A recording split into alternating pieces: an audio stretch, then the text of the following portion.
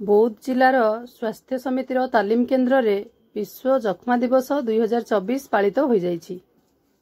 बौद्ध जिलार स्वास्थ्य समिति तालीम केन्द्र ठारे रविवार दिन 11टा समय रे विश्व जक्ष्मा दिवस 2024 अनुष्ठित हो जाइछि।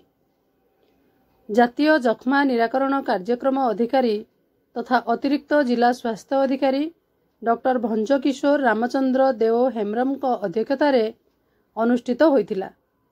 कार्यक्रम रे अन्यान्य स्वास्थ्य विभाग अधिकारी माने मध्य जोग देइथिले। चलित वर्षर स्लोगान जक्ष्मा हारिब देश जितिब संपर्क रे आलोचना करा जाइथिला। कार्यक्रम रे विभिन्न ग्रामर आशाकर्मी, नर्स ट्रेनिंग स्कूल रो छात्र छात्री और अन्य माने अंशग्रहण करथिले। एठारे उत्तम कार्य पई आशाकर्मी और अन्यान्य कर्मचारी माननकु पुरस्कृत करा जाइथिबार देखिबाकू मिलिथिला।